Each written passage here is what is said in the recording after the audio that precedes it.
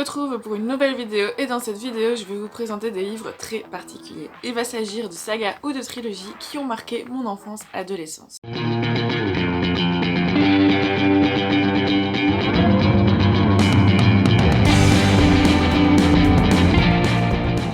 Alors on va commencer tout de suite avec la saga la plus évidente. J'étais obligée d'en parler de toute façon parce que clairement ça a été la première saga que j'ai lue de moi-même, les premiers livres que j'ai reçus, en tout cas de ma famille et qui m'ont marqué à vie, encore maintenant. Et il s'agit bien évidemment de la saga Harry Potter. Aujourd'hui je vous montre cette collection là, un peu pour me la péter je vous l'avoue parce que je suis très contente de l'avoir, mais aussi parce que mon premier tome, ma soeur me l'a piqué pour le relire. On va parler de Harry Potter, pas besoin de vous le présenter je pense, même si vous n'avez jamais lu je pense que vous savez de toute façon de quoi ça parle. Harry Potter ça a été, comme je dis, la première saga que j'ai lu, que j'ai reçu. J'avais reçu les 4 tomes dans la très vieille collection. Voilà, c'est la saga qui m'a ouvert les portes de la littérature clairement. Je lisais beaucoup déjà avant, mais beaucoup plus de la jeunesse et avec mes parents. Là, Harry Potter, c'est ce qui a vraiment... Oui, c'est comme je dis, ça m'a ouvert les portes. C'est les premiers livres que j'ai lus seule. On passe maintenant à une petite trilogie dont je vous ai déjà parlé. Une trilogie qui a marqué mon enfance. Et il s'agit de la trilogie Le Livre des Étoiles. Ici, le tome 1, Cadehard le Sorcier, écrit par Eric Lum et publié chez Folio Junior. Le tome 2, Le Seigneur Chat, et le tome 3, Le Visage de l'Ombre. Comme vous pouvez le voir, les couvertures je les trouve trop belles. Alors cette trilogie, je ne me souviens plus non plus de quand je l'ai reçue. En tout cas, je sais que ça avait beaucoup marqué mon enfance, fin d'enfance, début d'adolescence. On parle donc d'un garçon qui vit au pays 10, et en fait le pays 10 c'est une ancienne île rattachée à la France qui du jour au lendemain s'est détachée pour aller plus loin, et en fait plus personne ne connaît ce pays. Et ce pays 10 se trouve à mi-chemin entre le monde réel, donc le monde que l'on connaît dans lequel on vit, et le monde incertain, un monde qui est peuplé de créatures fantastiques, de peuples plutôt incroyable, enfin voilà, avec des aventures, etc. Donc on va suivre Guillermo qui est un petit garçon de 13 ans il me semble, et qui veut devenir chevalier, mais qui malheureusement, ou heureusement, ça dépend sur quel point de vue on se trouve, va se voir devenir en fait un sorcier, et donc il va être formé par Cadehard, un maître sorcier. Doutez bien que du coup il va y avoir plusieurs aventures et il va se retrouver sans le vouloir dans le monde incertain, monde très dangereux mais très riche. Et il va vivre de terribles aventures avec ses amis. Alors c'est une trilogie qui m'a beaucoup marqué parce que du coup, autant Harry Potter, voilà, c'était un peu le phénomène de l'époque, autant le livre des sorciers, c'est une petite trilogie, comme vous voyez le livre n'est pas très gros et les 3 livres font la même taille. Et il m'a ouvert la porte quant à lui de la fantasy complètement parce que je n'y connaissais rien dans ce style, et je suis même sûre que cette trilogie a été ma première trilogie fantasy. C'est ce qui m'a fait tomber dedans concrètement. Je l'ai relu il y a très peu de temps et j'ai toujours autant aimé l'écriture très fluide, les personnages qui sont attachants, et justement j'avais peur de ça en la relisant maintenant, de me dire que ben voilà, les personnages sont jeunes et que j'ai grandi, pas eux. Et au final, ben, je pense que c'est aussi une petite part de nostalgie de ma part. J'ai tout autant adoré, et si vous aimez la jeunesse et la fantasy, je vous la conseille parce que c'est un monde très riche, très bien créé. Les créatures, les peuples que l'on peut croiser dans le monde incertain ou même dans le pays 10 sont très développés, et les personnages sont très touchants. Ils ont tous un caractère très particulier et vraiment c'est une très bonne trilogie. Maintenant je vais vous parler d'une nouvelle trilogie dont je n'ai jamais lu le dernier tome, ne me demandez pas pourquoi. Et cette trilogie m'a carrément ouvert les portes quant à elle de la dystopie. Il s'agit de la trilogie Le Vent de Feu, ici avec le tome 1 Le Secret d'Aramante, le tome 2 Les Esclaves de la Seigneurie, écrit par William Nicholson et publié ici chez Folio Junior. C'est à la même période que la trilogie donc je vous ai parlé tout à l'heure, je l'ai reçue plus ou moins à la même période. Comme je vous ai dit, j'ai jamais lu la conclusion de cette trilogie, et c'est pour ça que ce mois-ci, le mois de juin où je finis mes sagas, ils font partie de cette relecture, et pour moi enfin de terminer cette trilogie que j'avais adorée. C'est un roman très poétique et très irréaliste, mais j'avais vraiment beaucoup aimé. On va suivre l'histoire de Kestrel avec son jumeau Bonham, et en fait ils vivent à Aramante, une cité très particulière parce que dans cette cité les gens sont classés, si on peut dire, par couleur et donc par classe. En fait, vous voyez la classe la plus basse, je pense que c'est la couleur orange, si je me trompe pas. Et plus on monte, plus la couleur change et plus la classe sociale augmente également. Et je pense, ça fait très longtemps, mais je pense que la classe sociale la plus haute, c'est la blanche. Les gens sont habillés de la couleur de leur classe sociale, ce qui fait qu'on les reconnaît très très vite. Ce qui est bien dans cette société, c'est que vous n'êtes pas forcément catalogué par rapport à vos parents. Pour savoir où vous allez vous situer, à partir d'un certain âge, vous avez la possibilité de passer un examen qui va du coup vous définir en tant que tel et décider dans quelle classe vous allez vous retrouver. Et donc à partir de cet examen, suivant vos résultats, vous allez pouvoir soit emménager dans la classe la plus basse ou dans une autre classe un peu plus haute. Kestrel, on s'en doute, est une jeune fille assez rebelle et elle ne supporte pas ce système et va donc décider de se rebeller contre cette ville. Il faut savoir que tout avant que ce système soit mis en place, il y a une statue, une grande sculpture dans la ville qui s'appelle le chanteur de vent. Et cette statue a perdu sa clé. C'était cette clé en fait qui instaurait un peu l'harmonie et le bonheur, et depuis qu'il n'y a plus cette clé, les castes se sont mises en place et les habitants ne sont plus très heureux. Et Kestrel, du coup, en même temps que de se rebeller contre sa ville et sa société, va décider de repartir à la recherche de cette clé pour rapporter le bonheur et l'harmonie dans sa vie. Comme je vous l'ai dit, je n'ai jamais lu le dernier tome et j'ai vraiment très hâte de me replonger dans cette trilogie parce que, encore une fois, c'est peut-être la nostalgie qui parle, mais je sens que je vais tout autant adorer qu'avant.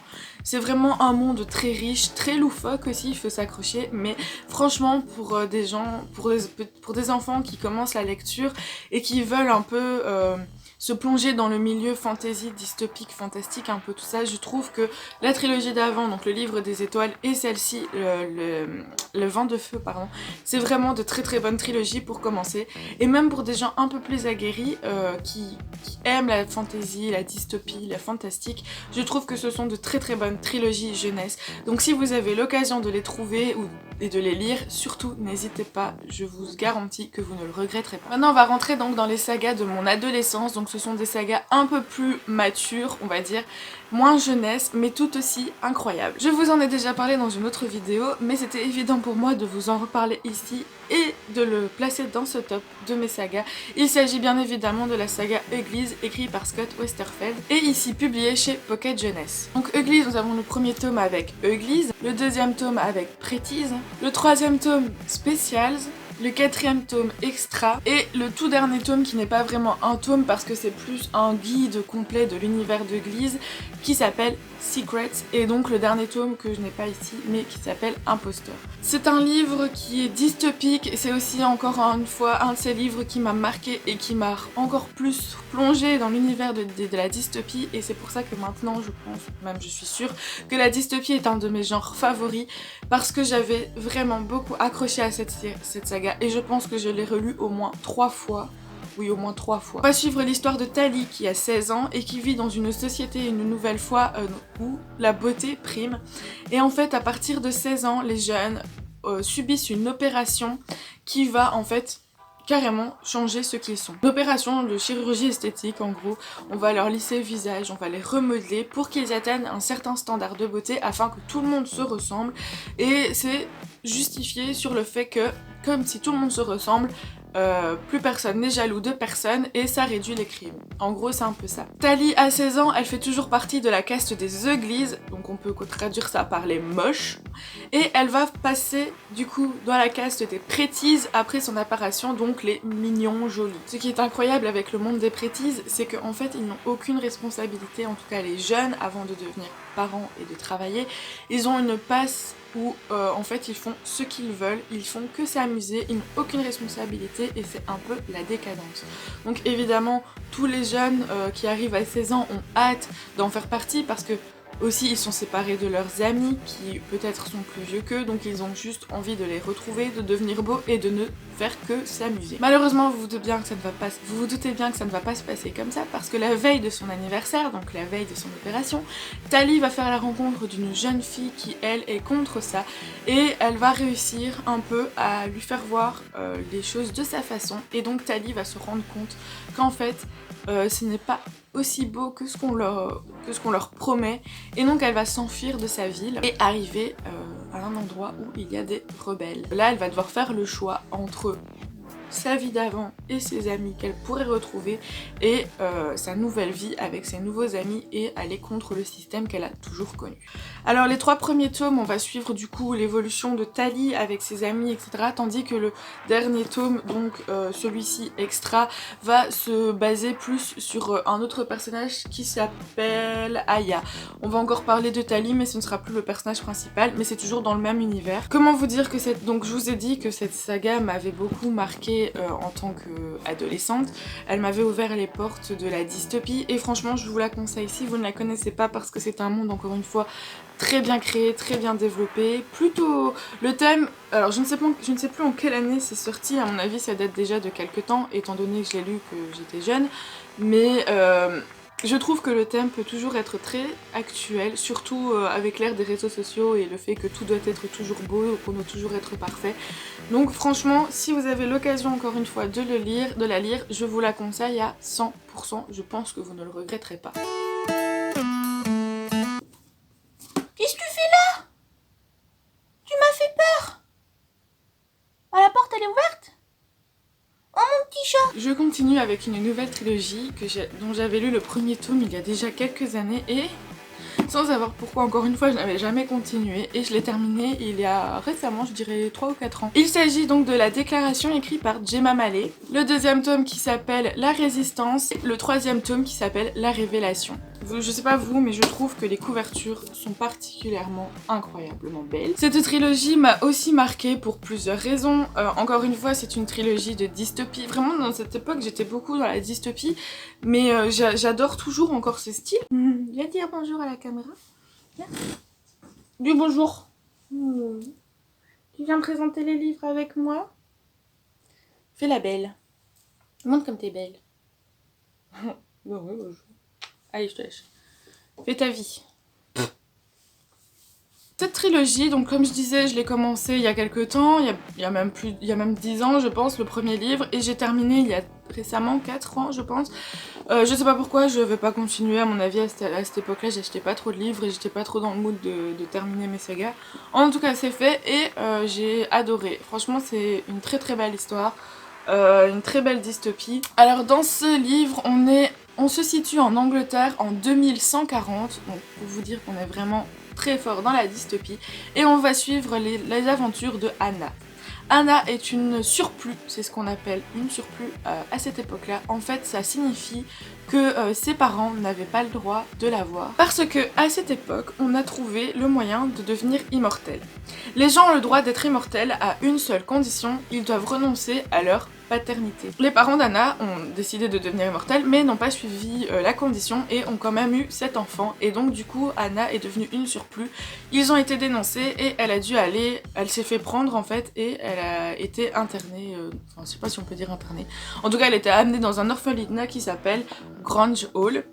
Et on leur apprend bien en fait que ce sont des surplus, qu'ils n'étaient pas censés être là et qu'ils n'ont rien à faire là et que leur vie ce sera quoi? Ce sera juste de servir les gens immortels de l'époque. Elle a oublié tout son passé, elle n'a plus de parents et pourtant un jour elle va faire la rencontre de Peter qui est un nouvel enfant qui va arriver dans le foyer et qui va lui apprendre certaines choses qui vont remettre en doute tout ce qu'elle pensait savoir.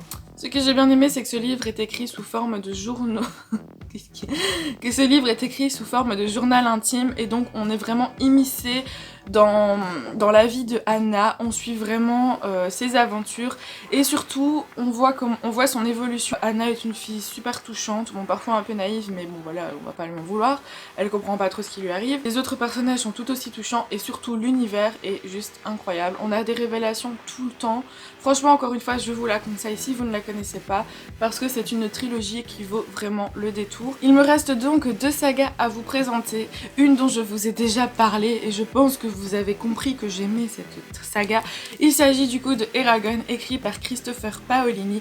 Alors comme vous le voyez, je pense que cette collection a bien vécu et que je l'ai beaucoup lu. Donc ici nous avons le premier tome qui s'appelle Eragon, le deuxième tome ici en rouge qui s'appelle L'aîné, le troisième tome ici en jaune qui s'appelle Brinzingr, j'ai jamais su le dire ce mot, et enfin le dernier tome, L'héritage. Alors comme vous le voyez ce sont toujours des belles bricasses Et encore une fois, si vous aimez la fantasy et que vous n'avez jamais lu Eragon, je vous la conseille parce que je trouve également que c'est un des précurseurs de la fantasy jeunesse. Alors ceci n'est que mon avis, bien évidemment, vous ne pouvez ne pas être d'accord, mais en tout cas pour moi c'est un des précurseurs de la fantasy jeunesse et je trouve que au même titre que Harry Potter ou que Hunger Games, il faut avoir lu ces livres. Voilà. Bon, après si vous les avez pas lus, c'est pas très grave, on vous en veut pas. Mais en tout cas, si vous avez l'occasion, lisez-les parce que c'est incroyable. Si vous ne connaissez pas l'histoire de Eragon, très brièvement, Eragon est un jeune garçon de 15 ans qui, au détour d'une chasse, va trouver une pierre bleue. Alors, il se demande ce que c'est, parce que la pierre est un peu spéciale, elle est chaude, elle bouge, machin machin. Tout d'un coup, il va la prendre, et puis tout d'un coup, cette pierre va exploser, va éclore, parce que c'est un œuf de dragon.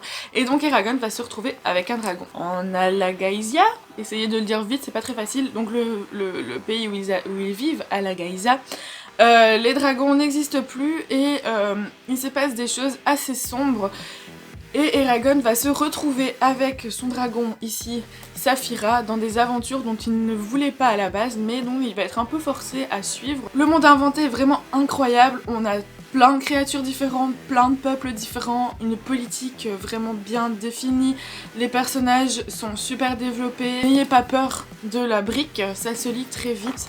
Et franchement, j'aurais vraiment envie de me relancer dans cette aventure parce que c'est encore une fois peut-être la nostalgie qui parle, mais une très très bonne saga. Ne regardez pas le film parce qu'il ne rend pas du tout justice. Il ne rend pas du tout justice à ces livres. Et vraiment foncez si vous les avez jamais lus. On arrive à la dernière trilogie, un peu plus adulte cette fois, qui marque un peu le milieu, la fin de mon adolescence. Et aussi mon amour pour les romans un peu interactifs et intuitifs. Vous allez très vite comprendre pourquoi. Il s'agit du coup de la trilogie Katie's Book écrite par Stewart Weisman et Brigg. Donc ce sont 3 personnes différentes. À mon avis, ils se partageaient un peu l'histoire et les illustrations parce que ce livre est très illustré. Et donc ici nous avons le premier tome avec Katie's Book, le deuxième tome avec Katie's Key et le 3e tome avec Katie's Ring. Ici ce qui est incroyable avec ce livre, c'est qu'il est très ludique. Je vais vous montrer un petit peu, donc c'est sous forme de journal intime et en fait on va suivre l'histoire de Katie qui est une jeune fille qui malheureusement a perdu son père et qui se réfugie un peu dans le dessin. Et en fait elle va faire la rencontre d'un jeune homme qui va devenir son premier amour. Un jour elle va se réveiller avec une étrange marque dans le creux du coude et elle va se demander ce que son petit ami lui a fait parce qu'elle ne se rappelle de rien et elle a des doutes sur le fait de est-ce qu'il l'a endormie volontairement, enfin vous voyez un peu le style, donc elle va commencer un peu à rentrer dans une sorte de parano et d'enquête pour essayer de comprendre déjà aussi parce que son copain l'a quittée et donc elle va essayer de comprendre ce qui s'est passé cette fameuse soirée, qu'est-ce que c'est que cette marque dans le creux de son coude et pourquoi son amoureux du jour au lendemain la quitte sans vraiment lui donner de nouvelles. Donc comme vous le voyez, c'est un peu c'est pas un peu, c'est surtout sous forme de journal intime, on a énormément de dessins. C'est vraiment super chouette. Et alors, ce qui m'a vraiment plu, déjà sur la couverture, on vous dit si vous trouvez ce carnet, merci d'appeler un numéro. J'ai appelé le numéro, bien évidemment, il faut tester la marchandise. Et il fonctionne. Vous avez vraiment un répondeur avec des messages que Katie laisse. Et en fait, ce qui est incroyable, c'est que vous avez plein d'indices ici qui permettent de suivre l'enquête avec Katie. À certains moments, par exemple, voilà, elle va dans un restaurant, et bien on a la serviette de ce fameux restaurant. Voilà. Franchement, c'est super bien fait. Pendant votre lecture, vous pouvez vous aussi essayer de trouver la solution de l'enquête grâce à tous ces indices, ces numéros de téléphone, ces sites internet qui sont peuplés, qui peuplent le livre. Et les 2 autres tomes sont exactement... Tu veux bien te taire? Je suis en train de filmer, j'ai bientôt fini. Et les 2 autres tomes sont exactement de la même trempe. Si vous aimez les histoires un peu plus matures et des histoires fantastiques, je vous conseille cette trilogie, surtout si vous aimez comme moi manipuler, essayer de découvrir les indices, les enquêtes, etc. Si vous aimez ça, je vous le conseille à 100% parce que en plus d'être une histoire incroyable, c'est un livre très ludique et très fun. Voilà, c'est terminé pour ma présentation de mes sagas coup de cœur de mon enfance et de mon adolescence. J'espère que cette vidéo vous a plu. N'hésitez pas en commentaire à me dire si vous aussi vous connaissez une de ces sagas, si vous aussi elle vous a marqué, si jamais je vous ai donné envie d'en lire une ou plusieurs, et surtout n'hésitez pas à me dire aussi vous, vos sagas, vos trilogies, coup de cœur de votre enfance, de votre adolescence, ça m'intéresse énormément, ça pourrait me donner des idées. Sur ce, je vous dis au revoir, à la semaine prochaine toujours, et en attendant, portez-vous bien!